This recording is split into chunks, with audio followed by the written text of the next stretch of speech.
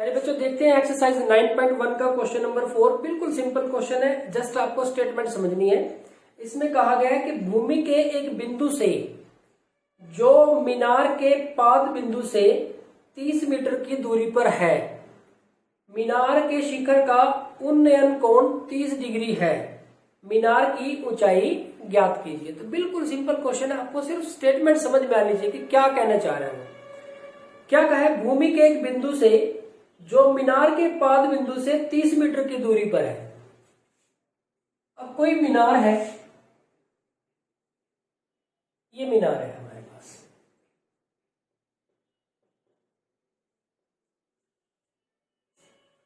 अब इसके पाद बिंदु से दूरी बता रखी है। दोबारा से पढ़ते हैं, भूमि के एक बिंदु से जो मीनार के पाद बिंदु से 30 मीटर की दूरी पर है। भूमि पर कोई बिंदु है यहां पे, मीनार का पाद बिंदु यहां है, तो भूमि पर इस बिंदु की मीनार के पाद बिंदु से दूरी कितनी है, 30 मीटर। यानी कि ये हमारे पास कितना है, 30 मीटर, ये बिंदु है। अब दोबारा से पढ़ते हैं, भूमि के एक बिंदु से हमने इस बिंदु को क्या मान लिया, चलो यहां पे हम लिख देते हैं ए। भूमि के एक बिंदु से हमने मान लिया ए, जो मीनार के पाद बिंदु से, मीनार का पाद बिंदु हमने मान लिया बी से 30 मीटर की दूरी है। यानी कि ए बी हमारे पास कितना है, 30 मीटर।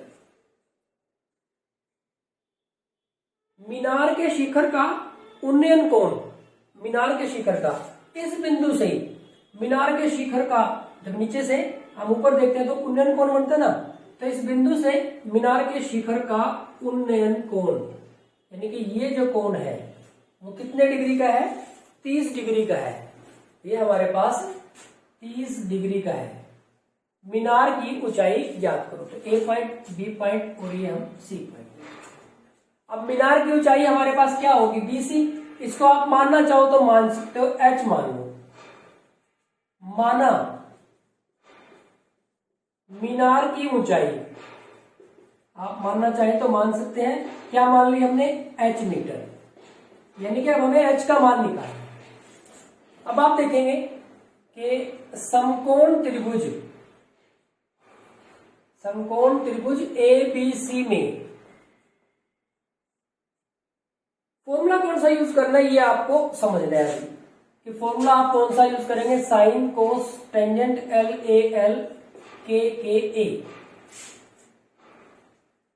हमें निकालना क्या है, एच, इसका मान निकालना। थीटा हमारा ये है, यानी कि ये हमारा आधार हुआ, ये हमारा कर्ण हुआ और ये हमारा लंब हुआ। दे हमें आधार रखा है, निकालना हमें लंब है।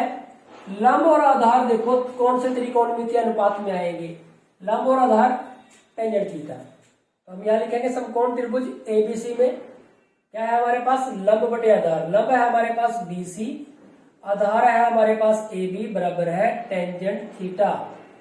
अब बीसी हमने क्या मानना है, एच, यही तो है हमारे पास मीनार की ऊंचाई। ए बी ये है हमारे पास 30, टेंजेंट थीटा का मान है हमारे पास 30 डिग्री। एच बटे में 30, टेंजेंट 30 1 बटे में वर्गमूल 3। आर पार गुणा कर दो, या तो इसको इधर ही ले आओ, अगर आपको ऐसे समझ में नहीं आता तो ऐसे लिख लो पहले। आर पार गुणा करने पर वर्गमूल 3h बराबर है 30, तो h बराबर है 30 बटे में वर्गमूल 3। फिर वही बात आ गई कि नीचे नहीं छोड़ना हमें वर्गमूल को, तो इसका परिमेयकरण कर देते हैं वर्गमूल 3 और यहाँ पे भी वर्गमूल 3। तो ये हो गया 30 वर्गमूल 3 और ये बटे में 3 आ गया। 3 एकम 3, 3 आया 30, तो ये आ गया 10 वर्गमूल 3 h, यानी कि मीनार की ऊंचाई। अतः मीनार की ऊंचाई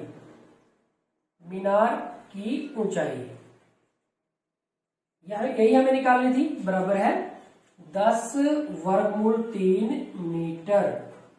तो प्यारे बच्चों ये हमारे पास इसका आंसर है। तो बिल्कुल सिंपल क्वेश्चन था और एक बेहद इंपॉर्टेंट क्वेश्चन भी था। जस्ट आपको ये समझना है कि क्या पूछा गया है। ये बेस है, ये सारा आपको ये ध्यान रखना है कि कौन सा त्रिकोणमितीय अनुपात लगाना है आपको, सिर्फ ये समझ अगर आपको क्लियर होगी तो सारे क्वेश्चन आप इसके बड़ी आसानी से कर सकते हैं। तो ये हमारे पास क्वेश्चन नंबर 4।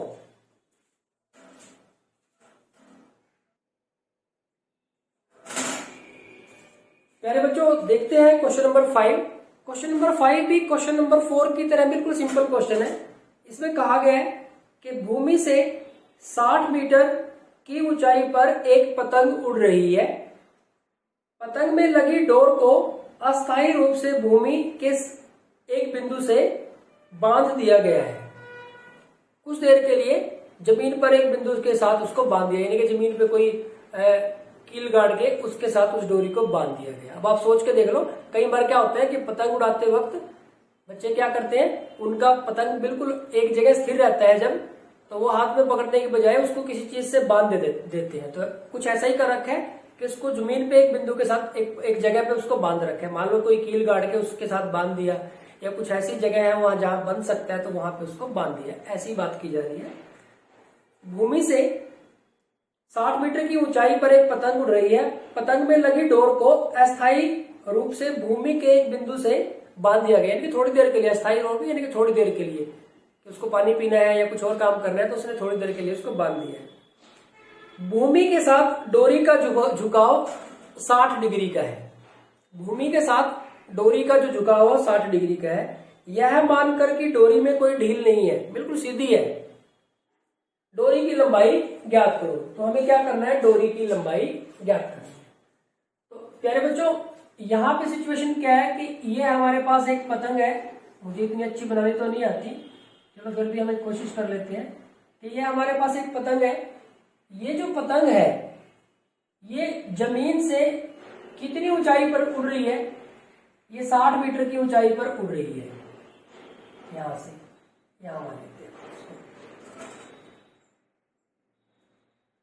इस तरह से,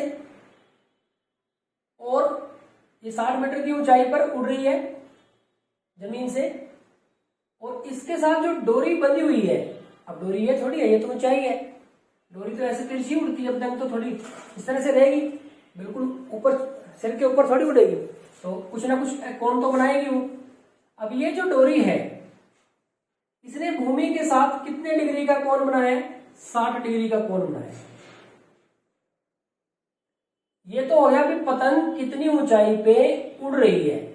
ये हमारे पास हो गया कि पतंग कितनी ऊंचाई पे उड़ रही है, और ये होगी डोरी, पतंग की डोरी। अब हम इस पतंग को यहां से हटा देते हैं, यानी कि ये जो पतंग है वो कितने मीटर ऊपर उड़ रहा है, 60 मीटर। तो ये हमारे पास 60 मीटर है। ये पतंग की डोरी होगी, और इस डोरी ने जमीन के साथ कितने डिग्री का कोण बना रखा है, 60 डिग्री का। तो इस पतंग की डोरी की लंबाई हमें ज्ञात करनी है, ये बताना है कि ये कितनी है। पॉइंट्स मान लेंगे इनको ए, बी और सी। अब हमारे पास ए बी का मान तो है 60 मीटर, थीटा का मान है 60 डिग्री। तो ये थीटा है हमारे पास, तो ये आधार हो गया, ये कर्ण हो गया, और ये लंब हो गया। हमें पतंग की डोरी की लंबाई निकालनी है। तो पतंग की डोरी की लंबाई क्या मान ले इसको, अगर AC ही मानना है तो AC ही मान ले, नहीं तो अगर इसको L मानना है तो L मान ले, X मानना है तो X मान ले। चलो हम X मान लेते हैं कि X मीटर है। अब हमें X का मान निकालना है। अब आप देखिए भाई, ये X है, कर्ण हमें निकालना है, और लंब हमारे पास दे रखा है। तो हम क्या लिखेंगे, sine cos tangent LAL KKA। कर्ण निकालना है, लंब दे रखा है, तो लंब और कर्ण तो साइन थीटा में आते हैं।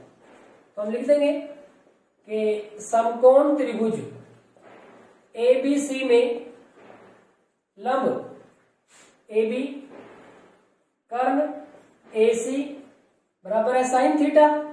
थीटा का मान कितना है, चलो साइन थीटा लिख दो। AB हमारे पास कितना है, 60।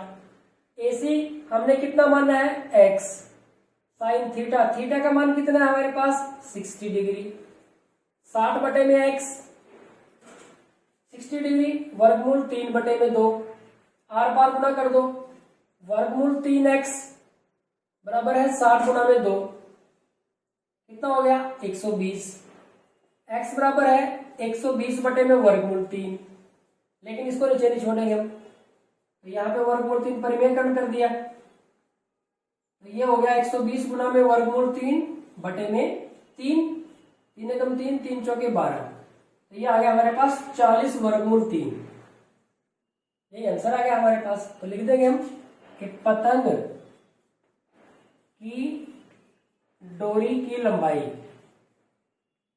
पतंग की डोरी की लंबाई बराबर है 40 वर्गमूल 3 मीटर। तो ये प्यारे बच्चों हमारे पास इसका आंसर आ गया। तो बिल्कुल क्वेश्चन नंबर 4 की तरह था, कोई ज्यादा सा इसके अंदर डिफरेंस नहीं था। तो यहाँ पे हमारा जो क्वेश्चन नंबर 5 है वो कंप्लीट हो जाता है। इसमें उसने एक बात कही थी कि डोरी में कोई ढील नहीं है, मतलब ये स्ट्रेट है, अगर ढील होगी ना तो ये ऐसे, अगर ये थोड़ा सा इस तरह से ढील आ गई इसमें तो फिर तो ये सिस्टम बनने नहीं, तो फिर ये हमारे पास एक समकोण त्रिभुज की भुजा ही नहीं रहने की, यानी कि स्ट्रेट है, सीधी रेखा है, वक्र रेखा नहीं है। बस ये इतनी सी बात इसमें बीच में कही गई है। तो प्यारे बच्चों ये हो गया हमारे पास क्वेश्चन नंबर 5।